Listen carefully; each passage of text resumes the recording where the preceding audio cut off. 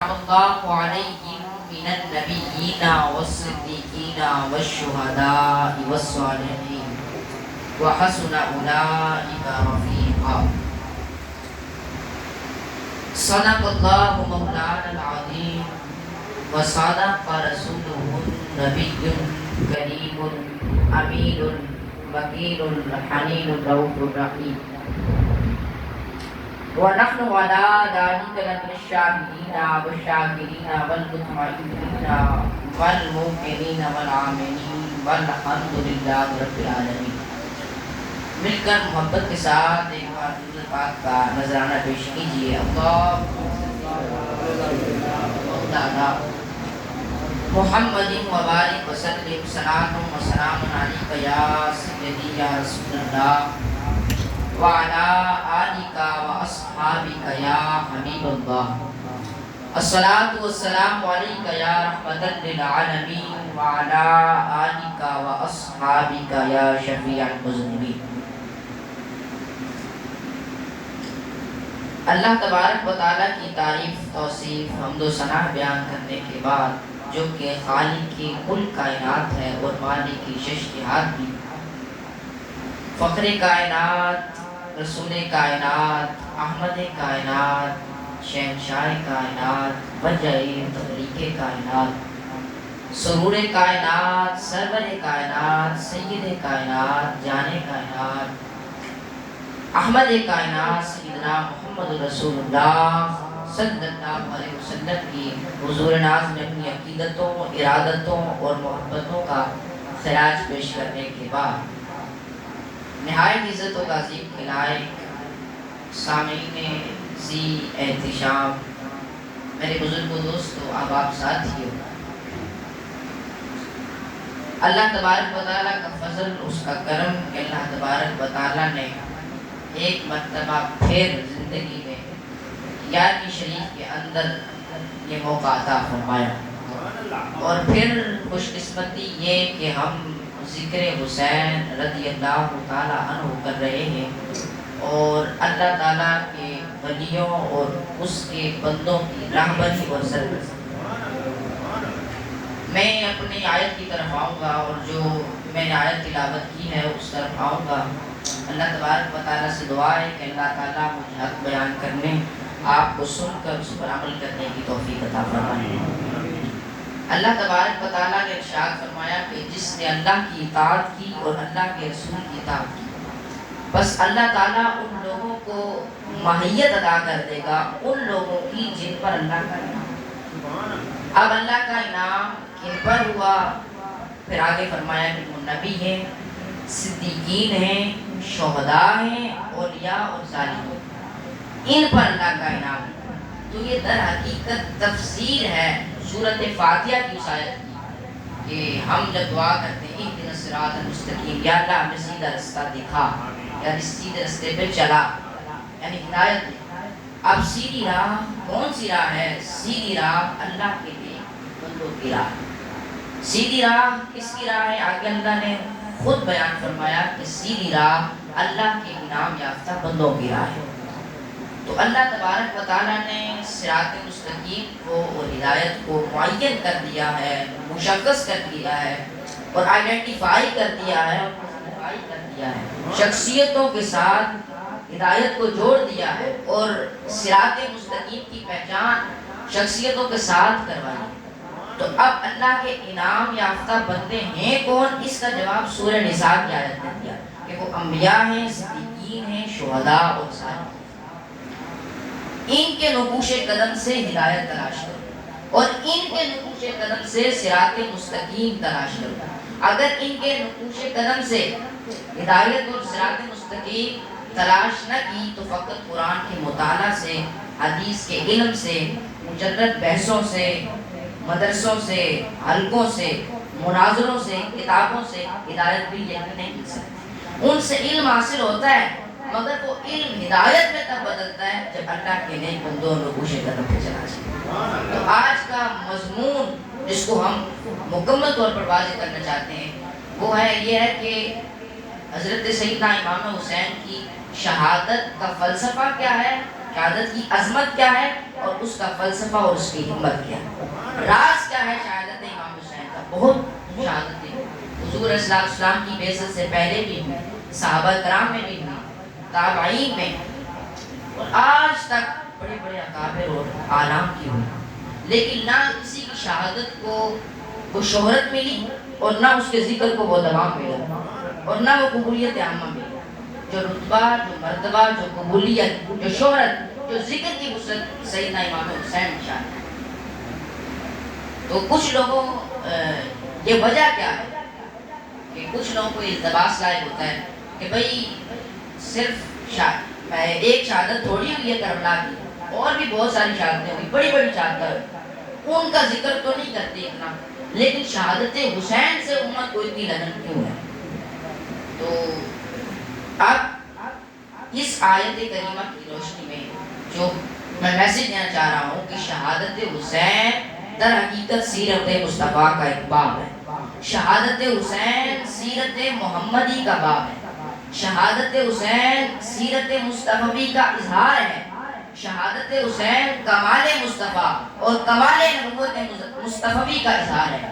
شہادت حسین کو صرف امام حسین کی شخصیت کے تناظر میں نہ دیکھو، شہادت حسین کو آئینہ سیرت مصطفیٰ میں دیکھو، آئینہ کمالات محمدی میں دیکھو، پھر جا کر کے اس کی وسعت اور اس کے مقام اور مرتبہ سمجھ میں آئے گا۔ اب سوال پیدا ہوا کہ ان میں ربط کیا ہے، تعلق کیا ہے؟ شہادت حسین میں اور سیرت و کمال محمدی میں ربط کیا ہے؟ وہ ربط سمجھنے سے پہلے یہ سمجھ لیں کہ نعمتیں چار ہیں۔ پھر اگلی بات یہ کہ اللہ تبارک و تعالیٰ نے اس امت میں جس کو بھی جو نعمت عطا کی بواسطہ نبوت محمدیہ عطا کی، حضور علیہ السلام کے وسیلے سے عطا کی، حتیٰ کہ انبیاء علیہ السلام کو نبوت بھی واسطہ مصطفیٰ سے ملی۔ حضور علیہ السلام کی نبوت پر ایمان لانے کی وجہ سے ملی۔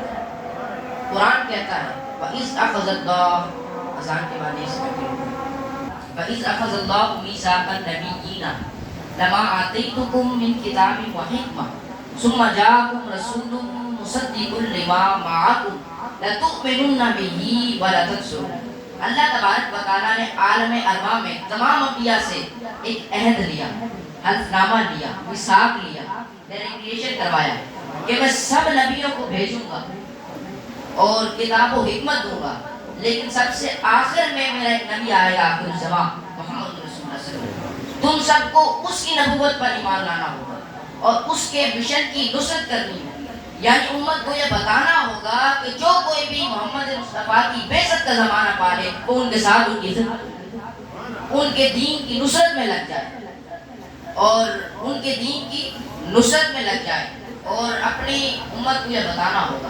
تو رب تعالیٰ نے پوچھا کہ کیا تم یہ وعدہ کرتے ہو؟ تو سب انبیاء کے انہوں نے کہا ہاں کرتے ہیں۔ رب تعالیٰ نے کہا میں تم سب کے وعدے پر گواہ ہوں۔ تو گواہی نبوت مصطفیٰ پر ہوئی، اقرار اور اعلان نبوت مصطفیٰ پر ہوا، اور پھر اس کی شرح حدیث میں آئی ہے۔ امام قسطلانی نے المواہب الدنیا میں بیان کیا، آپ بیان فرماتے ہیں کہ جب یہ وعدہ لیا گیا تو ایک نور نے سب انبیاء کی روح کو ڈھانپ لیا۔ تو یہ المواہب الدنیا میں امام قسطلانی فرماتے ہیں کہ انبیاء نے پوچھا ہے کہ باری تعالیٰ یہ نور کیا ہے، بادل کی طرح ہم پر شائع ہوئے ہیں۔ تو اللہ تعالیٰ نے فرمایا کہ جس نبی کی نبوت پر ایمان لاتے ہو اور جس محمد مصطفیٰ صلی اللہ علیہ وسلم کی نبوت کا اقرار اور وعدہ کرتے ہو، یہ اسی کی نور نے تمہیں چاروں طرف سے گھیر دیا ہے، تم پہ سایہ فکر ہو۔ گویا کہ انبیاء علیہ السلام کو نبوت بھی نبوت مصطفیٰ کے صدقے سے ملی، قرآن کی نص گواہ ہے۔ تو جب انبیاء علیہ السلام کو نبوت بھی واسطہ محمدی سے ملی تو پھر باقی نعمتیں حضور کے واسطے سے کیسے مل سکتی ہیں؟ وہ تو تابع نبوت ہے۔ سو جتنے صدیقین ہوئے دنیا میں ان کو صدیقیت محمدی کے صدقے سے ملی، جتنے اولیاء ہوئے ان کو ولایت محمدی کے وسیلے سے ملی، جتنے صالحین ہوئے صلحاء ان کو صالحیت محمدی کے صدقے سے ملی، متقین کو تقوی حضور کے تقوی سے ملا، اطاعت گزاروں کو اطاعت حضور کی اطاعت سے ملی، پرہیزگاروں کو پرہیزگاری حضور کی پرہیزگاری سے ملی، محسنین کو احسان حضور کے احسان سے ملا، اہل سخاوت کو سخاوت حضور کی سخاوت کے صدقے میں ملی، اہل کرامت کو کرامت حضور کی سخاوت حضور کی کرامت کے صدقے میں ملی۔ آج اگر جس کو بھی جو نعمت ملی اس کو مصطفیٰ کی اسی نعمت کا صدقہ ملا اور مصطفیٰ کے دروازے سے وہ اس نعمت تک پہنچا. تو جب ساری نعمتیں حضور کے واسطے سے ملی تو پھر شہادت بھی شہیدوں کو بواسطہ نبوت محمد دی گئی. قاعدہ یہ کہ جو بھی شہید ہوا اور جس کو مرتبہ شہادت ملا، چونکہ شہادت ایک نعمت ہے، ہو نہیں سکتا کہ شہادت ایک نعمت ہو اور وہ نعمت شہید کو مصطفیٰ کے واسطے کے بغیر. کیونکہ کوئی عمل نیکی بھی تب بنتا ہے، نعمت بھی تب بنتا ہے، بر اور تقویٰ بھی تب بنتا ہے جب حضور کی اتباع میں ہو. جو عمل حضور کی اتباع میں نہیں، نہ وہ نیکی ہے، نہ وہ تقویٰ ہے، نہ بر ہے، نہ کرامت، کیونکہ حضور کی اتباع میں نہیں. اور اتباع کہتے ہیں کہ کوئی عمل حضور نے کیا، حضور کی پیروی میں جو عمل کرو تو وہ اتباع بن گئی، وہ کرامت بن گئی. تو شہیدوں کی شہادت در حقیقت حضور علیہ السلام کی پیروی ہے. قرآن کہتا ہے قُلْ إِن كُنتُمْ تُحِبُّونَ اللَّهَ فَاتَّبِعُونِي يُحْبِبْكُمُ اللَّهُ. فرما دیجیے کہ اگر تم چاہتے ہو اللہ کی محبت تو میری پیروی کرو، میری پیروی کرو. تو حضور کی پیروی کے بغیر کوئی چیز نیکی، تقویٰ اور نعمت کسی چیز کو قرار نہیں دیا جا سکتا. اگر شہادت رسول اللہ صلی اللہ علیہ وسلم کی پیروی نہ ہو تو شہادت دشمن کے مقابلے میں مر جانا تو ہوگا لیکن وہ شہادت نہیں ہوگا، وہ نعمت نہیں ہوگی. کیوں؟ اسی طرح یہ جو درجہ شہید کو ملا، درجہ شہید کو کیا مل رہا ہے کہ وَلَا تَقُولُوا لِمَنْ يُقْتَلُ فِي سَبِيلِ اللَّهِ أَمْوَاتٌ، کہ تم ان کو مردہ نہ کہو بلکہ وہ زندہ ہیں. اور دوسری مقام پہ رزق پا رہے ہیں. آپ کے سامنے کٹ گیا، آپ قبر میں دفن کرائے، اوپر مٹی ڈال دی، اوپر قبر بنا رہے ہیں. قرآن کہتا ہے خبردار اس کو مردہ نہ کہو. تو شہید زندہ مرنے کے بعد بھی زندہ ہے. اتنی بڑی نعمت ملی تو وہ نعمت مصطفیٰ کے اطاعت کے اور ان کے وسیلے کے بغیر کیسے مل سکتی ہے؟ وہ تابع نبوت ہے. تو شہیدوں کی شہادت نعمت ہی تب بنتی ہے کہ جب شہادت حضور میں پائی جائے. اگر سیرت مصطفیٰ میں شہادت کا باب نہیں تو وہ نہ کوئی شہید، نہ شہید ہے، نہ صاحب نعمت ہے، تو نہ وہ زندہ ہے. اسی طرح بخاری شریف کے اندر ہے انما انا قاسم واللہ یؤتی، بے شک اللہ ساری نعمتیں مجھے عطا کرتا ہے پھر تقسیم امت میں کرتا. تو اس میں وہی آ گیا انا قاسم، یعنی شہادت ایک نعمت ہے اور پہلے وہ نعمت مجھے ملی پھر اس سے آگے نبوت میں بیٹھی. اسی طرح حضور کو ایک اسوہ بنایا گیا، جو برائٹ ماڈل اور بیہیویئر. لقد کان لکم فی رسول اللہ اسوۃ حسنہ. ہر حسنہ کے لیے ضروری ہے حضور کی اتباع. ہر حسنہ کے لیے ہدایت ماڈل حضور کے ساتھ. جس نے حضور کی پیروی کی اس کا عمل حسنہ بن گیا، اس کا عمل نیکی بن گیا، اس کا عمل بھلائی بن گیا. تو شہیدوں کی شہادت بھی حضور کی پیروی ہے جب شہادت حضور کی اتباع. اب ہم نیکسٹ اسٹیپ آگے بڑھتے ہیں کہ ساری نعمتیں تو حضور میں پائی جاتی ہیں لیکن شہادت تو بظاہر نظر نہیں آتی. حضور تو شہید نہیں ہوئے تو پھر شہادت کی نعمت حضور کی ذات میں، حضور کے وجود میں، حضور کی سیرت میں کیسے آئی؟ یہ سوال تھا. اب یہ دو چیزیں تھیں کہ شہادت ہونی بھی چاہیے رسول اللہ میں اور شہید کیا بھی نہیں جا سکتا محمد مصطفیٰ. کوئی شہید کر بھی نہیں سکتا، یہ بھی شرط ہے. اور شہادت ہونی بھی چاہیے مصطفیٰ میں، یہ بھی شرط ہے. اچھا آپ کہیں کہ شہید کیوں نہیں کر سکتا؟ اللہ کا وعدہ ہے قرآن میں وَاللَّهُ يَعْصِمُكَ مِنَ النَّاسِ. اللہ تبارک و تعالیٰ نے اپنے دست قدرت سے آپ کی جو گربان کے اندر آپ کا جو کسی دشمن کا ہاتھ آپ تک نہیں پہنچے گا. اللہ تبارک و تعالیٰ نے اپنے دست قدرت سے اور دست حفاظت سے آپ کو محفوظ کر لی ہے. اب کسی دشمن کا ہاتھ آپ تک نہیں پہنچے گا. وَاللَّهُ يَعْصِمُكَ مِنَ النَّاسِ. لوگوں میں سے کسی کا ہاتھ آپ کی جان تک نہیں پہنچے گا. تو یہ تو چیپٹر ہی ختم ہو گیا، یہ تو چیپٹر ہی ختم ہو گیا. ایک طرف یہ پایا گیا، طے پایا گیا کہ شہادت حضور کو شہید کوئی نہیں کر سکتا، اور دوسری طرف یہ ہے کہ اگر شہادت رسول اللہ میں نہ ہو تو امت مرتبہ شہادت کو نہیں پہنچ سکتی. تو یہ ایک حکمت تھی کہ اللہ تبارک و تعالیٰ نے حضور کو شہید نہ کرتے ہوئے بھی مرتبہ شہادت پہ فائز فرمایا. اس کی شکل پہلی تو نہ رہی کہ حضور کی ذات پر شہادت پا لیں، تو پھر اس کی دوسری شکل کیا تھی؟ دوسری شکل امام حسین اور کربلا تھی. امام حسین اور کربلا تھی. وہ کیسے کہ جو ہر عمل ہے اس کے دو اینگلز ہوتے ہیں. ایک اس کا جوہر اور ایک ہوتی ہے اس کی ہے شکل یعنی ظاہری صورت. ہر عمل ہے اس کے دو اینگلز ہوتے ہیں. ایک اس کا جوہر اور حقیقت، جیسے نماز ہے اس کا جوہر اللہ کا ذکر ہے، اور اس کی ہے یعنی ظاہری صورت فارم رکھتے ہیں تکبیر تحریمہ رکوع سجود، یہ اس کی فارم. اسی طرح روزہ ہے، اس کا جوہر تقویٰ اور اس کی شکل کھانے پینے سے بچانا. ہر عمل کی دو اسپیکٹ، دو جو ہے وہ چیزیں، دو اینگلز ہوتے ہیں. ایک اس کا جوہر اور حقیقت، اس کی روح، اس کی حقیقت اور ریالٹی. شہادت کا بھی اینگل ہے کہ شہادت کے بھی دو اینگلز ہیں. ایک شہادت کا جوہر، شہادت کا جوہر کہ شہادت کی آرزو، یہ شہادت کا جوہر ہے. میں شہید ہو جاؤں، شہادت کی چاہت، شہادت کی آرزو، شہادت کا طلب رکھنا کہ میں شہید ہو جاؤں، یہ شہادت کا جوہر ہے. اور پھر شہید ہو جانا، یہ شہادت کی شکل ہے، ظاہری صورت ہے. تو شہادت کی حقیقت تو رسول اللہ صلی اللہ علیہ وسلم کی زندگی میں تھی. اس کو یوں بھی سمجھ لیجیے کہ ایک بندہ لڑ رہا ہے میدان میں، فوجی، اور وہ ہر لمحہ اس طاق میں ہے کہ کہیں جان بچا کے نکل جائے. بچنا چاہتا ہے، شہید نہیں ہونا چاہتا، اس کی طلب نہیں، آرزو نہیں، لیکن ایک دم گولی آئی اور لگ گئی اور مر گیا. وہ مر کے بھی شہید. کیوں؟ کیونکہ آرزو شہادت نہ تھی، شہادت کی چاہت نہ تھی. اسی لیے آپ دیکھیں عمل ہو گیا، وہ مر گیا، دشمن کی تلوار سے مرا، یا دشمن کی گولی سے مرا، یا دشمن کی تلوار سے مرا، جہاد کے نام پر مرا، دفاع وطن کے نام پر مرا، لیکن مر گیا، شہید نہ ہوا. کیوں؟ کیونکہ آرزو شہادت نہ تھی. اب آئیے آقا علیہ السلام، آقا علیہ السلام ہمیشہ عرض کرتے لَوَدِدْتُ أَنْ أُقْتَلَ فِي سَبِيلِ اللَّهِ ثُمَّ أُحْيَا ثُمَّ أُقْتَلَ ثُمَّ أُحْيَا ثُمَّ أُقْتَلَ ثُمَّ أُحْيَا. میری شدید آرزو ہے کہ میں اللہ تبارک و تعالیٰ کی بارگاہ میں شہید کیا جاؤں، پھر زندہ کیا جاؤں، پھر شہید کیا جاؤں، پھر زندہ کیا جاؤں، پھر شہید کیا جاؤں. مجھے جان ملتی رہے اور میں دیتا رہوں. تو پتہ چلا کہ جوہر شہادت تو حضور میں موجود تھا. اور اب اس کی دوسرے صورت رہ گئی تھی حیات شہادت، شکل شہادت. حیات شہادت کی 4 شکلیں کہ دشمن اپنے آلہ سے حملہ کرے، اس حملے سے انسان زخمی ہو، زخمی ہو کر اس کے جسم کے کسی حصے سے خون بہے، اور پھر چوتھی شرط اس کی وفات ہو جائے. میدان احد پر حضور پر حملہ دشمن نے کیا، نیزے سے بھی کیا، پتھروں سے بھی کیا.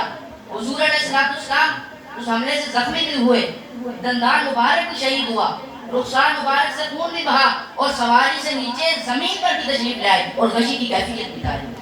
حیات شہادت کی 4 شرطیں تھی، اس میں 3 پوری ہو گئی. دشمن کا حملہ بھی ہو گیا، رخسار مبارک بھی زخمی ہو گیا، دندان مبارک بھی ٹوٹا، سواری سے نیچے تشریف بھی لے آئے اور غشی کی کیفیت بھی تاری ہو گئی. تو رسول اللہ صلی اللہ علیہ وسلم کی زندگی میں شہادت کا جوہر، شہادت کی حقیقت، شہادت کی روح بھی موجود تھی. اور حیات شہادت کی 4 شرطیں تھی، اس میں سے 3 پوری ہو گئی اور چوتھی شرط سے باقی رہتی، اور چوتھی شرط تھی شہادت کی. اور وہ ممکن نہ تھی کیونکہ اللہ نے قرآن کا وعدہ تھا، اگر کوئی مار دیتا، معاذ اللہ شہید کر دیتا، تو قرآن جھوٹا ہو جاتا، قرآن پہ بات آتی، قرآن کی آیت غلط ہو جاتی. تو پھر کیا کیا کہ اللہ تبارک و تعالیٰ نے اس آخری شرط پورے ہونے کے لیے حسین کو منتخب کیا. حسین کو ظاہراً بھی حضور کا شبیہ بنایا اور باطناً بھی حضور سے مشابہت اختیار کی. یہ سنن ترمذی شریف میں ہے، سیاہ ستہ میں ہے، کل کتب میں ہے کہ حضور علیہ السلام کے مشابہ تھے حسین. حسن بھی مشابہ تھے، حسین بھی مشابہ تھے. جب حضور کے وصال کے بعد صحابہ ترستے دیدار مصطفیٰ کے لیے تو وہ سیدہ فاطمہ الزہرا کا دروازہ کھٹکھٹاتے، حسن و حسین کو کھڑا دیکھ لیتے، شبیہ مصطفیٰ کا دیدار ہو جاتا. تو اللہ تعالیٰ نے ظاہراً بھی ان کو مشابہت عطا کی اور باطناً بھی ان کو مشابہت عطا. فرمایا حسین منی وانا من الحسین، حسین مجھ سے ہے، میں حسین سے ہوں. من احب حسین فقط احبنی، من ابغض حسین فقط احبنی ابغضنی. جس نے مجھ سے محبت کی، جس نے حسین سے محبت کی، اس نے مجھ سے محبت کی. جس نے حسین سے بغض رکھا، اس نے مجھ سے بغض رکھا. جس نے حسین سے دوستی کی، اس نے مجھ سے دوستی کی. جس نے حسین سے جنگ کی، اس نے مجھ سے جنگ کی. تو ان کی شکلیں بھی حضور کے مشابہ بنائی اور ان کا باطن بھی حضور کے مشابہ بنایا.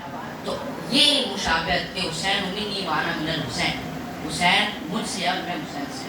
حسین تو مصطفیٰ سے ہیں کیونکہ جز اپنے کل سے ہوتا ہے، بیٹا اپنے باپ سے ہوتا ہے. لیکن حضور نے یہ فرمایا انا من الحسین، میں حسین سے ہوں. تو حضور حسین سے کیسے ہو گئے؟ اس حدیث کا معنی ہمارے مضمون کو مکمل کر دے گا کہ مصطفیٰ سے تو حسین ہے، لیکن حسین مصطفیٰ سے کیسے ہو؟ اس حدیث کا معنی یہ تھا اور مفہوم یہ ہے کہ حسین منی، حسین مجھ سے ہے، یعنی حسین کے اندر جو کمال ہے اس کا مصدر میں، یعنی حسین کے اندر جو عظمت ہے اس کا اصل اور مصدر میں، اور حسین کے اندر جو اس کا جمال ہے اور جو عظمت ہے اور جو کرامت ہے حسین کی، اس کا سرچشمہ میں. اور فرمایا کہ وَأَنَا مِنَ الْحُسَيْن، اور میں حسین سے ہوں، یعنی کہ میری سیرت کا اظہار حسین سے ہے، یعنی میری سیرت میں ایک باب جو باب شہادت باقی ہے اس کی تکمیل اور ظہور حسین سے ہو، یعنی میں حسین کا مصدر ہوں اور حسین میرا مظہر ہے، میں حسین کا اوریجن ہوں اور حسین سے میری شہادت کی جو ہے وہ ظہور ہوگا اور میری شہادت کا ظہور حسین سے ہوگا۔ تو جس شہادت کی ابتدا میدان احد سے ہوئی اور اس کی شہادت ممکن نہ تھی کیونکہ قرآن کا وعدہ تھا، اس کی ساری شرطیں پوری ہو جانے کے بعد صرف ایک شرط باقی تھی اور وہ شہید ہونا جانا تھا، تو اللہ نے ظاہر اور باطن شبیہ بنا کے حضور کو بیٹا حسین دیا، حضور کو بیٹا حسین دیا، اور پھر اللہ تبارک و تعالیٰ نے ان کی شکل شبیہ بنائی۔ تو جس طرح غزوہ احد سے اس شہادت کا آغاز ہوا، اس کا آخری جو چٹ ہے وہ میدان کربلا میں لکھا گیا۔ پھر حضور علیہ السلام نے مٹی دی تھی، اور طبرانی شریف میں حدیث ہے اور المعجم الکبیر میں حدیث ہے کہ حضور علیہ السلام نے مٹی دے دی تھی۔ یہ پہلی بار شہادت ہے کہ 56 برس پہلے حضور نے مٹی دے دی تھی، اور حضرت ام سلمہ کو بلایا، فاطمہ ام سلمہ یہ جبرائیل مجھے مٹی اس میدان کی دے کے گیا ہے جہاں میرا حسین شہید ہو گیا۔ اذا تحولت هذه قربة الدم قال فارمی ان الحسین قد قتل، یہ جب مٹی خون میں بدل جائے تو سمجھ لینا کہ میرا حسین شہید ہوگا۔ 10 محرم کا دن تھا، ادھر مارکہ کربلا وقع تھا، کسی کو کچھ خبر نہ تھی کہ کربلا میں کیا ہو گیا۔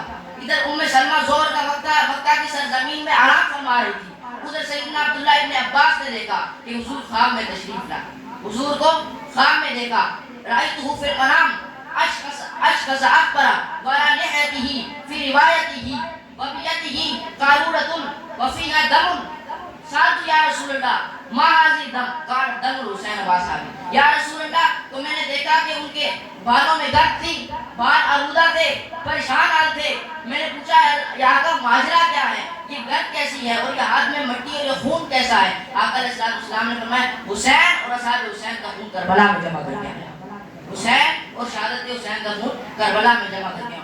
فوراً اٹھی جا کے شیشی کو دیکھا تو وہ خون میں بدل گئی، فعلمت قتل الحسین فعلمت ان الحسین قد قتل، میں جان گئی کہ حسین شہید ہو گئی۔ اب کسی کے ذہن میں یہ اشکال آئے کہ وہاں تو 72 تن تھے، تو 72 تنوں کا خون ایک شیشی میں کیسے بند ہو گیا؟ ہاں ذہن میں رکھ لیں، میدان کربلا میں 72 تن تھے، اسی طرح ان کا خون مصطفیٰ نے شیشی میں اسی طرح معجزہ تک بند کر دیا، اس طرح 72 صفحہ کا دودھ ایک پیالے میں بند کر دیا، جس طرح 700 صحابہ کرام کے وضو اور غسل کا پانی ایک لوٹے میں بند کر دیا، یہ میرے مصطفیٰ کا کام تھا۔ تو اسی طرح 72 تنوں کا خون حضور نے ایک شیشی میں بند کر کے رکھ دیا۔ اور پھر عبداللہ ابن عباس کہتے ہیں یا رسول اللہ آپ اس حال میں کیسا ہے؟ فرمایا شہید کو قتل حسین عاقبہ، میں حسین کی اور اصحاب حسین کی خبر لے کے آیا ہوں۔ تو چونکہ حضور کی اپنی شہادت تھی اس لیے روحانی طور پر کربلا میں موجود تھے، اور حسین کی حوصلہ افزائی فرما رہے تھے کہ حسین کوئی بات نہیں پانی بند ہو گیا، حسین کوئی بات نہیں کہ ظلم و ستم کی انتہا ہو گئی، حسین کوئی بات نہیں جبر اور بربریت کی انتہا ہو گئی، حسین کوئی بات نہیں کہ جمال علی اصغر چلا گیا، حسین کوئی بات نہیں کہ شہزادہ علی اصغر چلا گیا، حسین کوئی بات نہیں کہ سارا خانوادہ لٹ گیا، حسین ابھی تیری بھی شہادت ہونے والی ہے، میں نے تو تجھے پالا اس لیے تھا، اپنے کندھوں پر سوار اس لیے کیا تھا، اپنی زبان چسائی اس لیے تھی، فاطمہ الزہرا کا دودھ اس لیے دیا تھا کہ آج جب ان کا ظلم و ستم اور ان کی ظلم و جبری انتہا کو پہنچے، یہاں تیری صبر اور رضا انتہا کو پہنچے، تیرے قدم نہ ڈگمگائیں کیونکہ تیری شہادت نہیں میری شہادت ہے۔ تو یہاں پہ امام حسین نے اپنی جان آفری کو پیش کی، جو ہی جان آفری کو پیش کی وہاں سے آواز ہے یا ایتھا النفس المطمئنہ ارجعی الی ربک راضیۃ مرضیہ فادخلی فی عبادی وادخلی جنتی۔ تو جو جس شہادت کی ابتدا میدان احد سے ہوئی تھی اس کی تکمیل کا باب میدان کربلا میں لکھا گیا، اسی وجہ سے ان کو شہرت ملا، کیونکہ باقی لوگوں کی شہادت ان کی اپنی شہادت تھی لیکن حسین کی شہادت حسین کے ساتھ سے مصطفیٰ کی شہادت تھی، اسی لیے بعد میں جو تمام اور جو ذکر کی وسعت حضور کی سیرت کو حاصل ہوا وہی تمام اور وہی ذکر کی وسعت سیدنا امام حسین کو ملا۔ اللہ تبارک و تعالیٰ ہمیں کردار حسین کا عطا فرمائے، وما علیہ الا البلاغ۔